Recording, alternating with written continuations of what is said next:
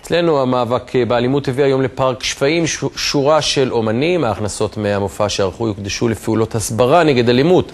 כתבתה של פנינה תמנו שטה. חצי עולם רוצה ממון ולמלא את הכיסים, חצי עולם רוצה פפאית ומחכה לניסים. זה לא עוד פסטיבל בסוכות וגם לא הופעה מוסיקלית רגילה.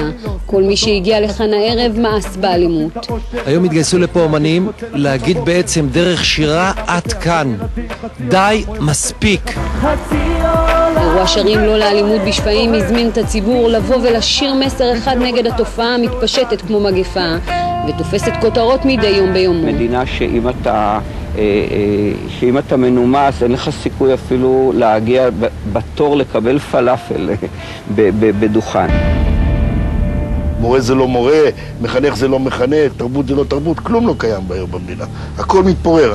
רק בשנה האחרונה היה שיא בסיקור פרשות אלימות שזעזעו את כולנו, עד שהתקשינו להאמין שזה קורה כאן בישראל. שלום לכם וערב טוב. בירושלים הובא היום למנוחות נועה גולדרינג רק בת 3.5. ליאונרד אריק קרפ ירצח הלילה באכזריות בחוף תל ברוך בתל אביב. אישה כבת 40 נדקרה למוות בשכונת ארמון הנציב. חשוד ברצח ציפורה נחמו אתמול בירושלים. אבל במקום שבו נראית האלימות בלתי סבירה לחלוטין, יש מי שמאמין שמודעות, לחץ חברתי ומסר אחיד יכולים לשנות את המצב כבר עכשיו. ברוכים הבאים לאירוע, אומרים לא לאלימות. אתמול בבוקר היה רצח, אם מחרתיים לא יהיה, ושבוע הבא ולאחר מכן אני יודע שעשינו משהו לציבור בעזרת השם.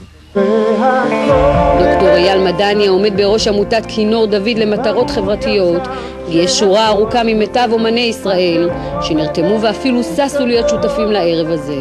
בין מאות המשתתפים בני נוער שהגיעו ליהנות מהמוסיקה, קהל יעד חשוב ביותר בעבור המארגנים. באירוע הזה מקווים שהשנה הזאת לא תהיה כקודמתה, ואומרים בקול רם לא לאלימות.